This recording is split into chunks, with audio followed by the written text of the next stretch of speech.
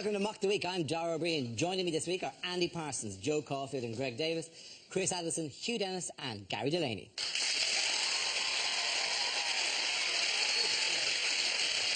We start with a round called If This Is the Answer, What is the Question? On the board of 6 categories. Gary, which category would you like? Media, please, Dara. OK, your category is media. The answer is 600 metres. What is the question? Is it, if Kelvin Mackenzie was to do a bungee jump from a height of 500 metres, what length rope should he be given? Is it, in fact, what head start would I need if I was competing against Usain Bolt in the 100 metres? Is it simpler than that? Is it how big are some trees, Dara? No trees are simpler. Is it how far is the Queen's bed from her ensuite bathroom? How far away can Boris Johnson smell a custard cream? Is it, in fact, how far can the Proclaimers walk now? Is it at what distance is Theresa May attractive? None of the rest of us could do that. Good to have you on board. Is it when kicking Chris Brown in the bollocks, exactly how long a run-up should you take? Is it proportionally, if a clown's nose was the size of Dara's head, how long would his shoes be?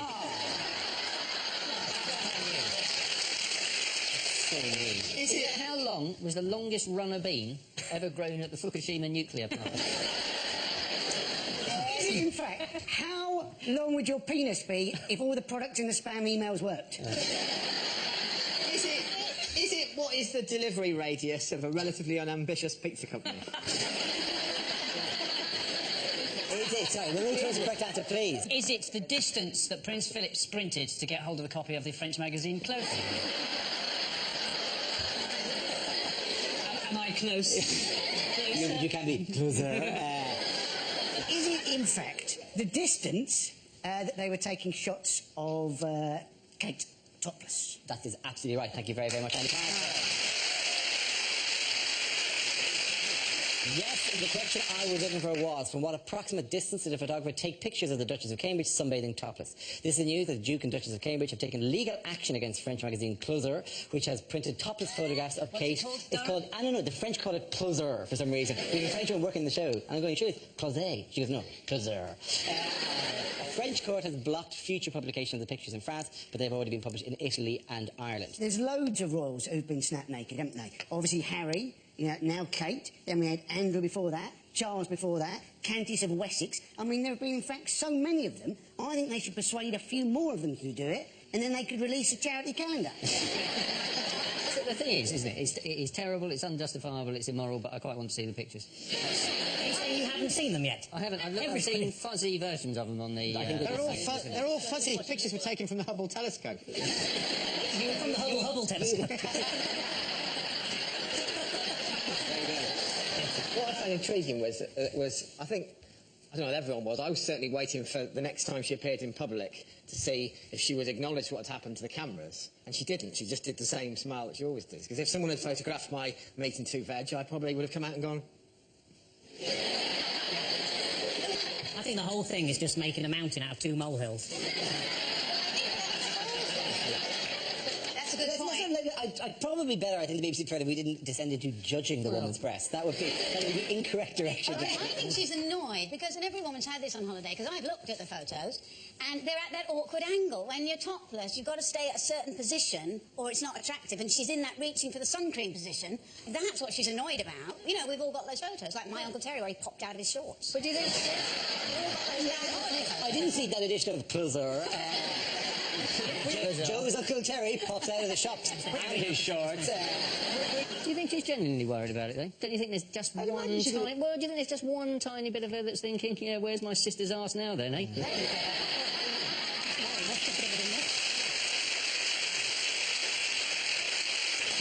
No British newspaper editors have published the picture, although they have all had a proper think about it. But the massive hypocrisy of it is astonishing. The Sun, I like it when the Sun gets on its high horse about something. It said, well, no responsible paper would touch this with a barge pole. 2 weeks ago, you were doing everything you could to show us Harry's barge pole. Which publications have printed the photographs? Closer. The Irish Daily Star, Because she's not your future queen. Well, that was the Irish Daily Star thing. There's an Italian magazine called Key and the Irish Daily Star both publish it, but they give very different excuses. Yeah. Right? The Italian excuse is very, but they are young and they are beautiful and they are in love. And the Irish Daily Star was, she's not our queen. Yeah.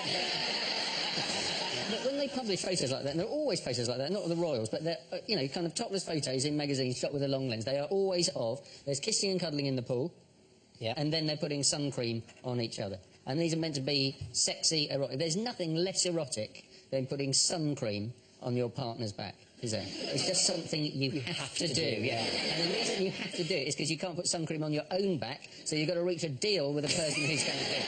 That's all, isn't it? That's all it is. I was photographed on holidays once by Papt, yeah. I was taking a holiday and I was doing exactly that. And the pictures, if you saw them, they were quite shocking. But and it was an intrusion. It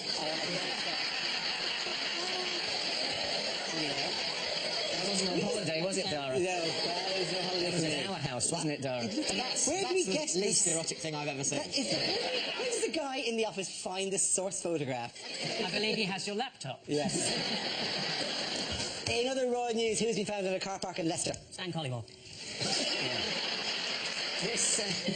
This is Richard III, isn't it? It is Richard III, yes. Do you know about Richard III? I know a little bit about Richard III, yes. Well, Although my image of Richard III would be kind of, because we weren't taught a lot of that in school, is of the Shakespeare. So he was...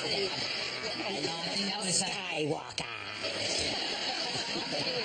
Your friends cannot save you now. Oh, the Death Star will be quite operational. Your friends arrive. You get a different version to us. Richard III was the man who lost the War of the Roses to Alan Titchmarsh. And he died at the Battle of Bosworth, and his remains are being found under a car park in Leicester, which is great, but they don't know what to do with him because he's lost his ticket and he's got £6 grand in back payments. He's got to pay another 50 because he's buried across 2 spaces. I'm amazed anyone's shocked about finding him. The state of car parks these days, you can't walk 10 feet without putting your feet in a Richard III. No, it's not a big deal either, is it? They found him in the... It's not a big deal. They found him... It's not a big deal. They find Prince Harry in a skip most weeks. I think it's an exciting addition to Leicester's Hall of Fame. They've got Engelbert Humperdinck, Shawaddy Waddy, Rusty Lee, and now Richard III. It's the worst variety show of all. All emceed by Gary Lineker. He comes on at the end. I'm suspicious it is Richard III, but firstly because, they didn't have car parks in the olden days, and also because they found the bones in a small cardboard box labelled Southern Fried Chicken. The chickens do have a curvature of the spine. Yes, yeah, they do. Wings. Yes. And people were a lot smaller then, so... Right. They weren't the size of a chicken. I have found Richard III. Just a chicken carcass. Yeah, look. We didn't have to dig. One of the cars pulled out and it was just here.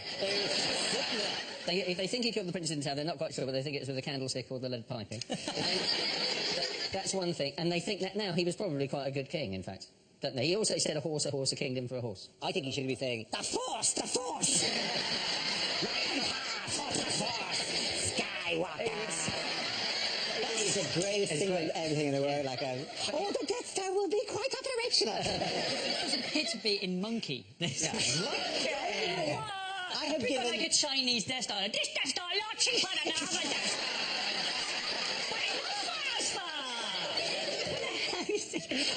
You cross my palm with a lightsaber. I tell you fortune. You deliver the Endor, follow me.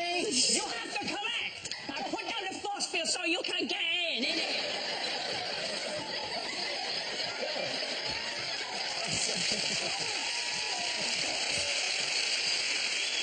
I'm looking forward to the worldwide distribution of this episode. We were merely doing impressions of one another's impressions. Yes. I was quite shocked to see the picture because I read today he's only 32. He looks like Doc Cotton. To be very true, now that's not actually a picture of him because they couldn't take pictures at the time. That's probably a painting or something.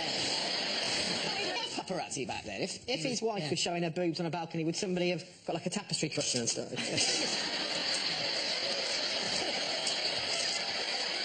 If you've already got the cushion, it's relatively easy just to sew a nipple on the top, and there you go.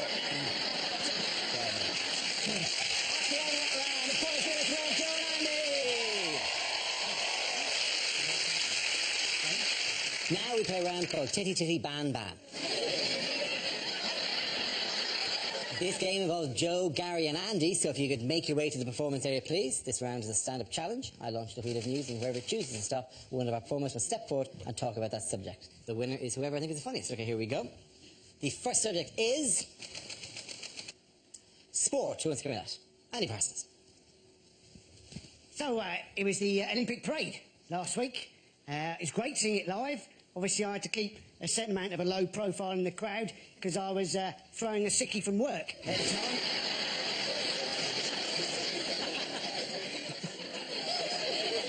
But it was great. 21 buses driving through London at a steady 2 miles an hour. So very like a normal day in London, really. There was an embarrassing moment, though, when one of the conductors rang the bell on the bus and then got the shit kicked out of him by the blind football team. And I realised, actually, that I could get into any sport during the Olympics. The only sport I couldn't actually get into, dressage. Watching a horse walk and then reverse. They call it horse ballet. I don't think anybody would go and see ballet if it was just some bloke walking a bit quicker, slowing down a bit, stopping, bowing, and then pissing off. And secondly, not many people go to ballet anyway because it's shit.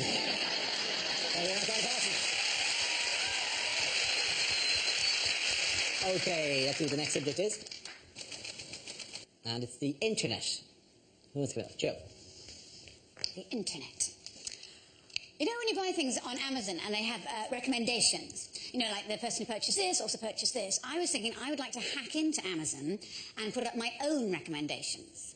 So, like, the customer who purchased My Story by Danny Minogue also purchased a length of rope and a wobbly chair.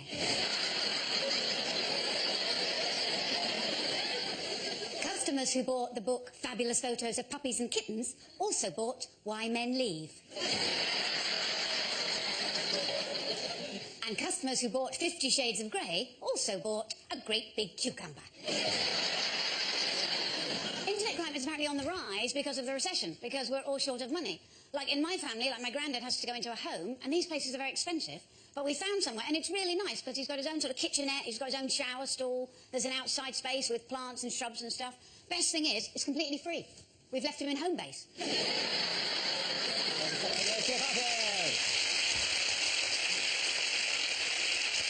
Okay, that leaves us with Gary. Let's see what topic you've been left with. Spin the wheel. And the topic is family. Family. Old lady names are very much back in fashion at the minute, like Lily or Elsie or Rose, and we wanted something like that for our daughter, but we couldn't decide, so in the end we just called her Nan. I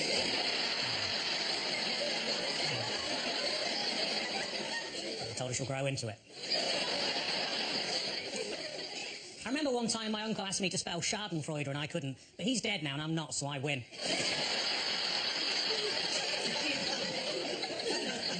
My cousin always introduces himself as Stephen with a PH, and that's because he's slightly acidic.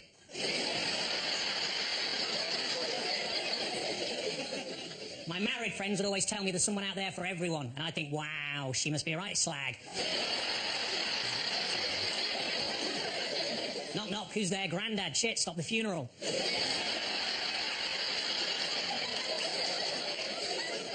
Grandad asked me how to print on his new computer. I said, just Control P. He said, I haven't been able to do that for years.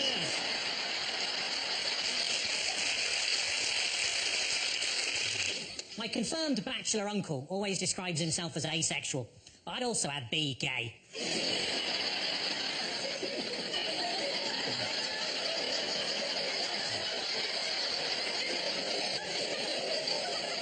As a child, I was always told that if I touched myself down there, God was watching, but it turned out it was just Uncle Peter. Thank you. Well done. Come on back.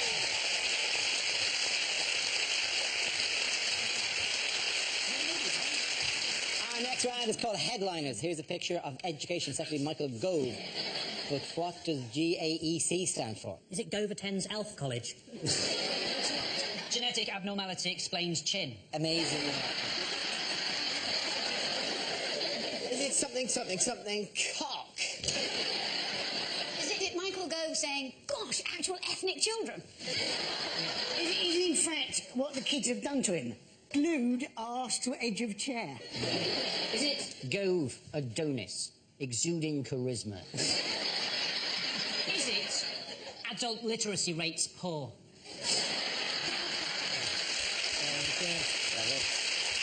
Gollum advises Earth children. Is it Grinder adventure ends catastrophically?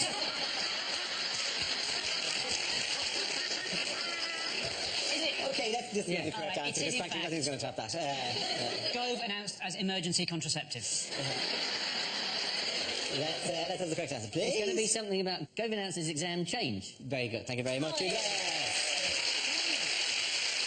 Yes, the answer I was looking for was Gove announces exam changes. This is the news that Education Secretary Michael Gove has announced a new English baccalaureate certificate to replace GCSEs. From 2015, students will work towards a demanding 3-hour exam at the end of a 2-year course rather than the current combination of coursework, modular exams and multiple retakes. He's even invented an exam that thicker kids won't be able to pronounce. It's the back of what? The back of what? The back. Oh, give me a shovel, I'll go down to mine. I think the idea is if you're academic, then you get a baccalaureate, and otherwise they teach you practical skills like how to baccalaureate.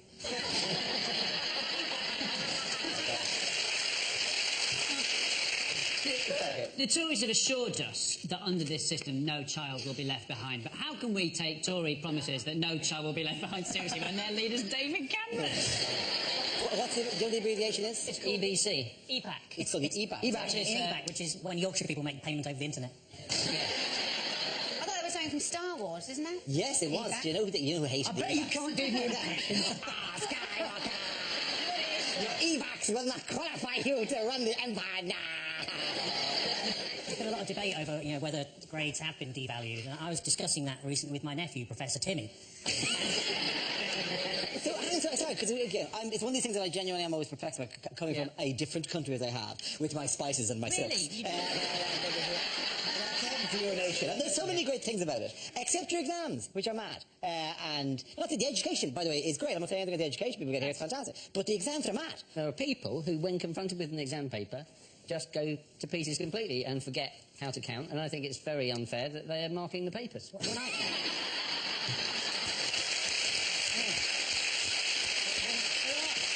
There are people who just shouldn't be taking exams. My friend Carl was at sixth form college with a girl who got her A-level results, and when she pulled out the piece of paper, the 3 letters telling her what her future would be, she went, that spells none.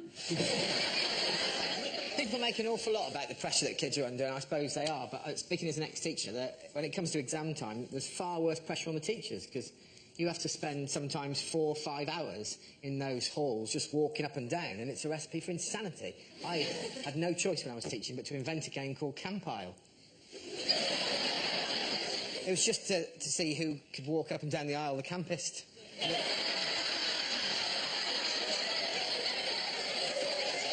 We started off just sort of slightly mincing. Honestly, by the end of it, I was walking down a full aisle of children like this. And I knew it was time for me to leave teaching. When I got to the end of one aisle, genuinely, during an actual GCSE, a kid looked up at me and went... So were you essentially voguing your way? I'm not exaggerating. By the end of it, I was... Like... The thing is, they want to make the exams harder, don't they? But surely they're hard enough already if your teacher is walking up and down, camping it up. Oh, no, I'm still qualified, technically. We'll have to cut this bit out. Really? Is that your safety net? Yeah. Well, that's really sweet. Do you think anybody, having seen you in In-Betweeners, anybody who's ever got to...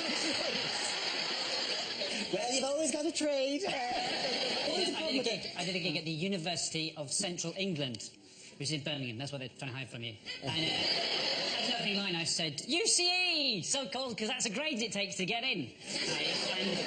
But I had to explain it to them. I'll tell you what, I was in an exam when I was at school. My mate at the back of the hall went...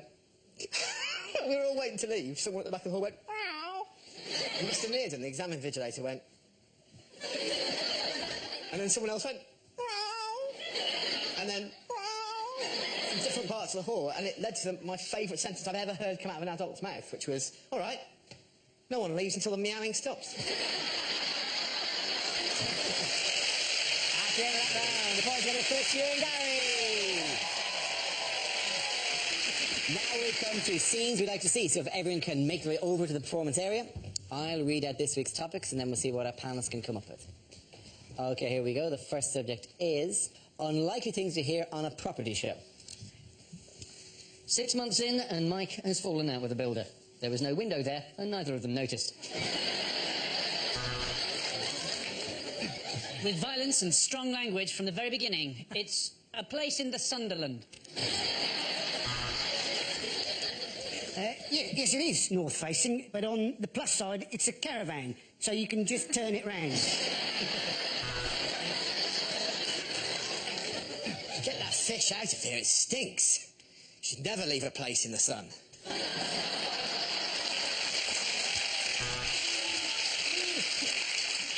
We've just 1 hour while Gina's at the shops to improve her flat in Luton. We're setting it on fire and moving it to Oxford. Well, it's another setback. This time the structure is damaged. And for the first time, I'm asking myself, will the Death Star ever be finished?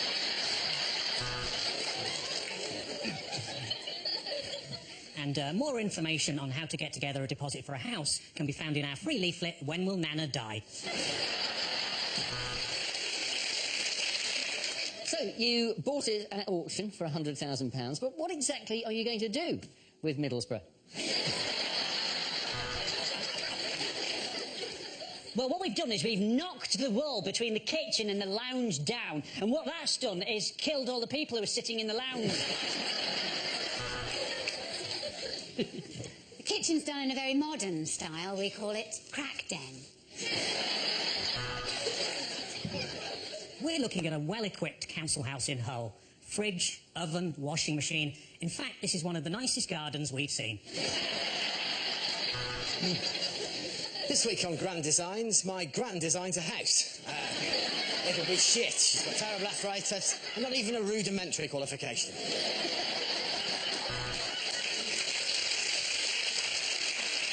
3 coats of varnish and a new rug, and Brucey is ready for his next show.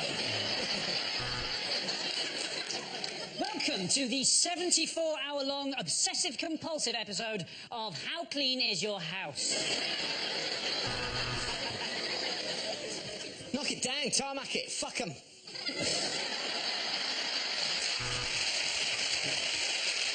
Okay, the next topic is unlikely things to hear in a maternity ward. Mr. Parsons, your baby looks exactly like you. But mind you, so does every other baby. There are complications, I'm afraid, for a start. I'm not a doctor. I definitely can see the head. You should do your flies up, Doctor.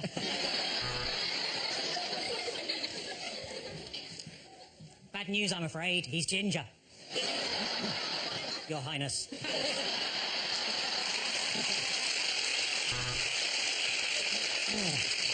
So, would you like to hold the little fella? Or shall I give you the baby?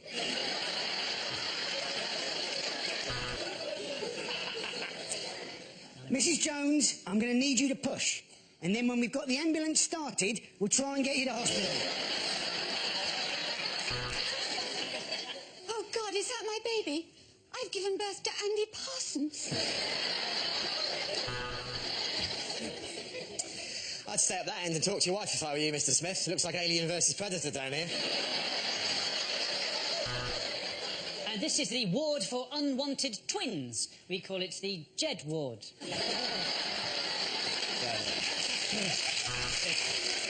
Basically, you just turn them over and slap them on the arse. These nurses' parties are great. Nice to see you again, Mrs. Jolie. If you'd like to just move along to the next window to collect your order. Oh, this isn't your first baby, is it?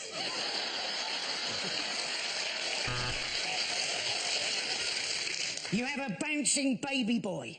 I know that because I dropped him in the delivery room. Okay, big breath in, hold it, and pass the joint to the midwife. If you're not in when we deliver your baby, is it okay if we leave it with a neighbour?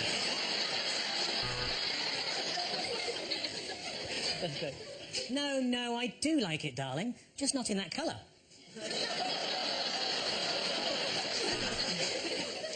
I know you're in great pain, but we need to know your name.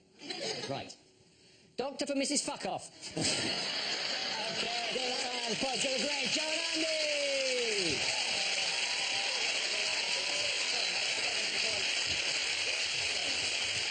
And that's the end of the show. This week's winners are Andy Parsons, Joe Corfield and Greg Davis. Commiserations to Chris Allison, Hugh Dennis and Gary Delaney.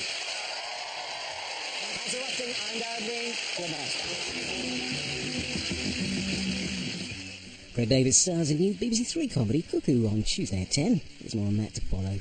Well, here later, there's Banter on BBC Two with Ray Winston, Brian Cox and Kelly Jones from the Stereophonics on The Rob Brydon Show at 11:20.